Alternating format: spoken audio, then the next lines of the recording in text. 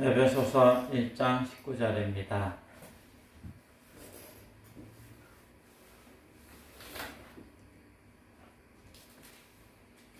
한 구절 보겠습니다.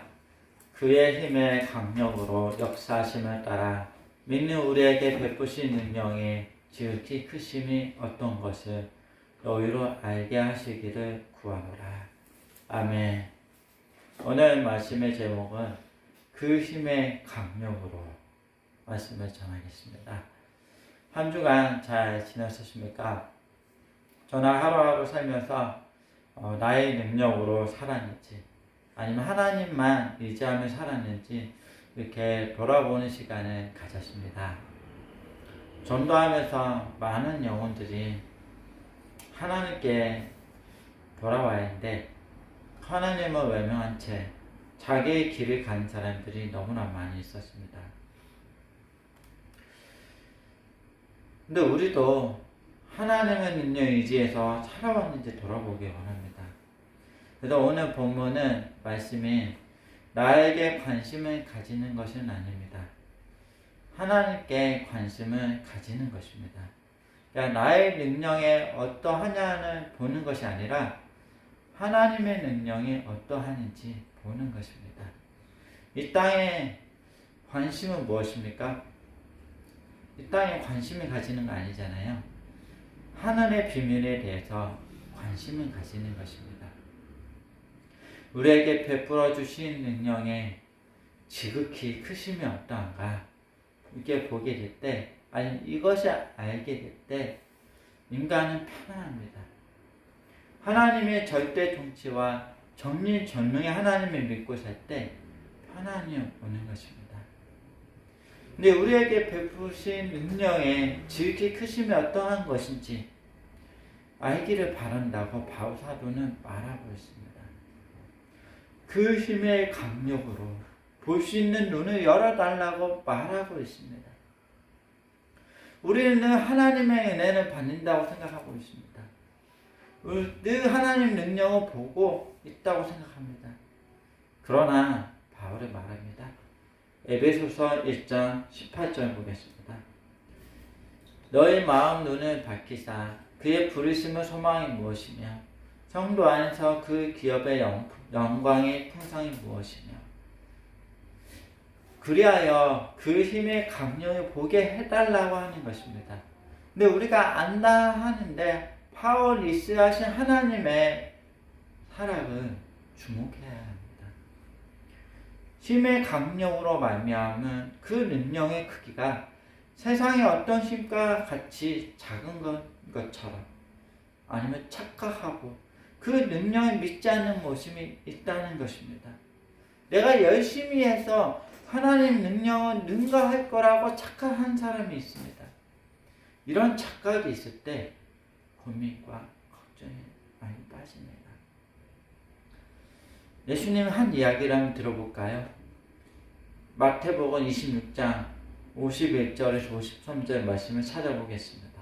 예수와 함께 있던 자 중에 하나가 손을 펴 검을 빼어 제사장의 종을 쳐 그의 귀를 떨어뜨리니 이에 예수께서 이르시되 내 검을 도로 집에 꽂으라.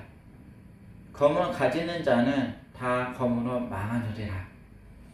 너는 내가 내 아버지께 구하여 지금 12영 더 되는 천사를 보내시게 할 수 없는 줄은 아느냐? 아멘. 예수님께서 십자가에 달리시기 전에 군병들에게 잡히시는 장면입니다. 베드로가 칼을 뽑지 않습니까? 뽑아가지고 군병들에게 대하잖아요. 근데 예수님을 잡으러 온 병사들이 몇 명이나 되었을까요? 이거를 두고 여러 사람들이 말이 있습니다. 어떤 사람은 거의 1000명이나 가까운 사람도 있다. 어떤 사람은 600명이 정도 될 거라고. 근데 엄청난 군사들이 찾아와서 예수를 잡으려 했습니다. 베드로 안에 어떤 마음이 있었겠습니까? 양쪽으로 너무나 많은 군사들이 있기 때문에 위에서 아래로 잡으러 올 때 베드로는 큰 용기를 내어서 아래에서 위로 칼을 뺐습니다. 얼마나 인간적입니까? 아니 얼마나 멋있습니까? 그러나 베드로의 모습 속에 하나님의 능력의 크기를 기억하는 모습은 찾을 수가 없습니다. 자기의 능력을 어떻게든 해보려고 하는 그런 모습입니다. 근데 주께서 말씀하십니다. 그 검은 보로의 집에 꽂으라는 것입니다. 너는 내가 지금 아버지께 구하여 12영 되는 천사를 보내시게 할 수 없는 줄 아느냐? 격한 싸움 한 번 해본 적 없으신 예수님은요, 그 병사들을 어떻게 보고 있습니까? 위에서 아래로 보고 계십니다. 왜 그렇습니까? 이분은 그 힘의 강력으로 우리에게 베푸신 능력의 지극히 크심에 대해서, 그 크기에 대해서 알았기 때문입니다. 12영 더 되는 천사를 언제든지 보내달라고 할 수 있다는 것을 아셨습니다. 하나님의 한 발자국 움직이시면 모든 상황이 종료가 되는 거예요. 그러나 이 장면은 어떤 장면입니까? 모든 것을 가능하나 우리를 위하여 그리하지 아니하시고 십자가의 길을 가시는 겁니다. 실제로 하나님께서 천사를 보내셔서 역사하신 장면도 있습니다. 사도행전 12장 2절에 9절의 말씀 찾아보겠습니다. 요한의 형제 야고보를 칼로 죽이네. 유대인들이 이 일을 기뻐하는 것을 보고 베드로를 잡으러 할 때 때는 무교절이니라. 잡음에 오게 가두어 군사 내식인 네페에게 맡겨 지키고 6월절 후에 백성 앞에 끌어내고자 하더라. 이제 베드로는 옥에 갇혔고 교회는 그를 위하여 간절히 하나님께 빌더라. 헤롯이 잡아내려고 하는 그 전날 밤에 베드로가 두 군사 틈에서 두 쇠사슬에 매어 누워 자는데 파수꾼들이 문 밖에서 옥을 지키더니 우연히 주의 사자가 곁에 서매 옥중의 광채가 조용하며 또 베드로의 옆구리를 쳐 깨워 가로되 급히 일어나라 하니 쇠사슬이 그 손에서 벗어지더라. 천사가 가로되 띠를 띠고 신을 들매라 하거든 베드로가 그대로 하니 천사가 또 가로되 겉옷을 입고 따라오라 한대 베드로가 나와서 따라갈새 천사의 하는 것을 참을 줄 알지 못하고 환상을 보는가 하니라. 사도행전 보면 야고보가 순교를 당합니다. 근데 너무나 급한 상황이었는데 근데 오늘 이렇게 이거 보면 어떤 내용이 있냐면 하나님께서는 천사를 보내셔서 이게 베드로에 갇혀있던 감옥에 끄집어냅니다. 천사가 감옥에서 베드로를 구해주잖아요.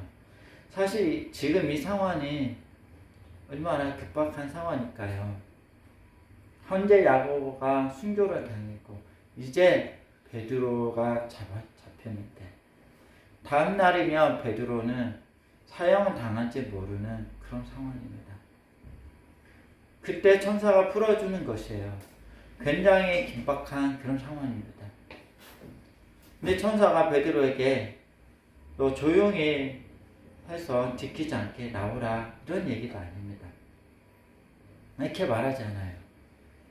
다 챙기고 다 챙겨서 나오라는 거예요. 띠를 띠고 갑옷을 다 입고 나오라는 것입니다.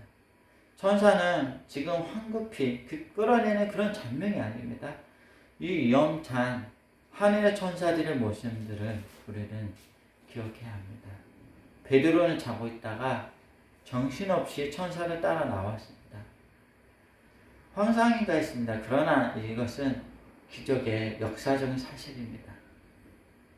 천사들에게는 아무것도 아닙니다. 뭐 대단한 일도 아닙니다. 사도행전 16장 22절에 32절 말씀을 찾아보겠습니다. 무리가 일제히 일어나 송사하니 상관들의 옷을 찢어 벗기고 매로 치라 하여 만일 친 후에 옥에 가두고 간수에게 분부하여 든든히 지키라 하니 그가 이러한 영을 받아 저희를 깊은 옥에 가두고 그 발을 착고에 튼튼히 채웠더니 밤중쯤 되어 바울과 실라가 기도하고 하나님의 찬미함에 죄수들이 듣더라. 이에 후원에 큰 지진이 나서 옥터가 움직이고 문이 곧 다 열리며 모든 사람이 메인 것이 다 벗어진지라. 간수가 자다가 깨어 옥문들이 열린 것을 보고 죄수들이 도망한 줄 생각하고 검을 빼어 자경하라 하거든. 바울이 크게 소리 질러 가로되 네 몸을 상하게 하지 말라. 우리가 다 여기 있노라 하니 간수가 등불을 달라고 하며 뛰어들어가 무서워 떨며 바울과 실라 앞에 굴복하고 저희를 데리고 나가 가로되 선생들아 내가 어떻게 하여야 구원을 얻으리까 하거든. 가로되 주 예수를 믿으라. 그리하면 너와 내 집이 구원을 얻으리라 하고. 아멘. 바울이 귀신 들린 여인을 쫓아내는 장면입니다. 그 귀신 들린 여인으로 돈벌이를 하고 있던 자에게 송사를 받아서 매를 맞고 감옥에 갇히게 됩니다. 근데 25절 보면 밤중쯤 되어 바울과 실라가 기도하고 하나님을 찬미하며 바울은 그 힘의 강력을 알고 있었던 사람입니다. 감옥에서 찬양을 하고 있습니다. 근데 보통 사람 같으면 하나님을 향한 열심히 다한 결론이 감옥이었다면 그 현실을 발견할 때 좌절합니다. 내가 잘못 살았나?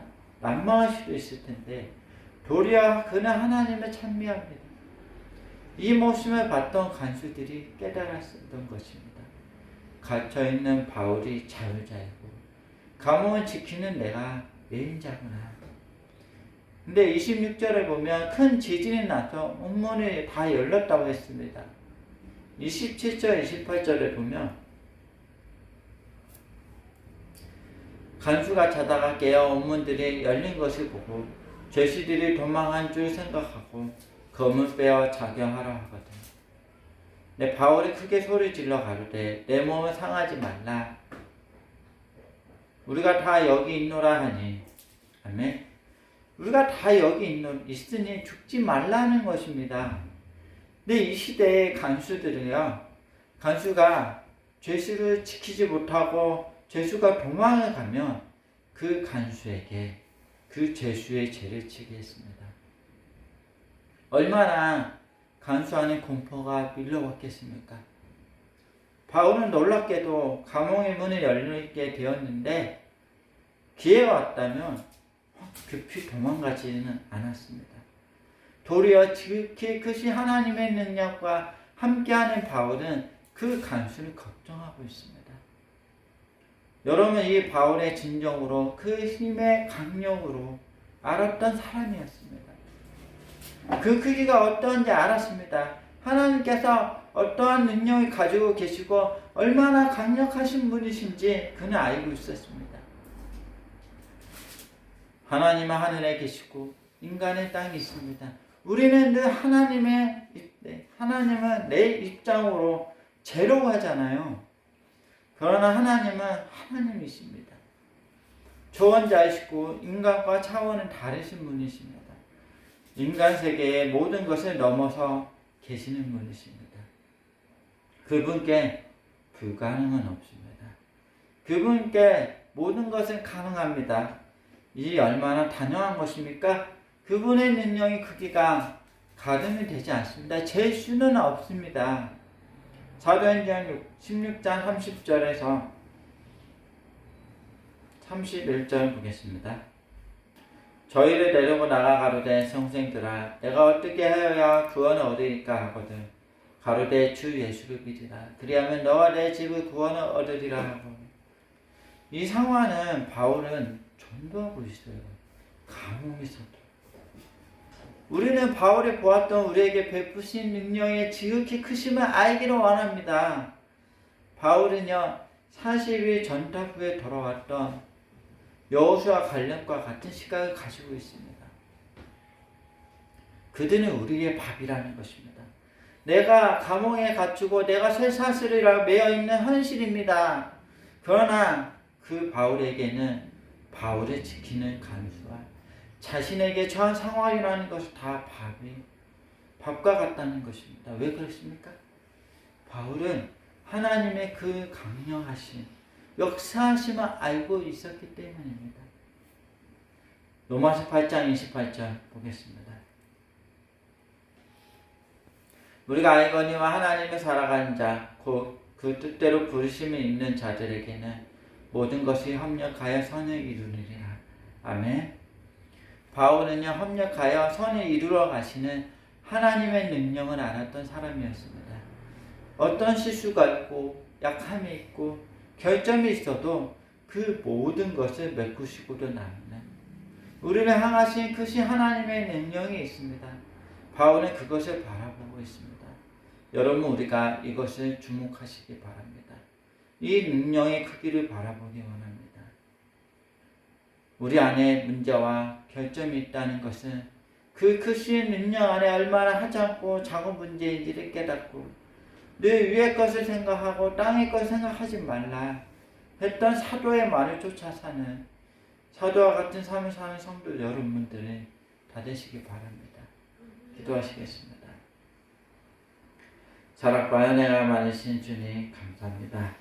저희가 하나님의 능력에 의지하기보다는 때로는 우리의 능력으로 의지하며 살아갔던 모습이 없는지 돌아보게 됩니다. 주님, 우리에게 지극히 그 능력을 주시고 지극히 그 능력을 통하여 우리를 불쌍하게 여겨주시고 우리를 용서하여 주시고 앞으로 하나님을 의지하고 하나님만 더 놀라운 역사를 이루어 가신 그것을 바라보며 살아갈 수 있는 저희들이 다 되게 해주시고 이로부터 온 능력은 간절히 구하며 살아가는 저희들이 모습들이 다 되게 하여 주옵소서. 오늘 귀한 말씀 주신 주님께 감사하며 모든 말씀 살아서 역사하시는 예수 그리스도 이름으로 기도드렸습니다. 아멘.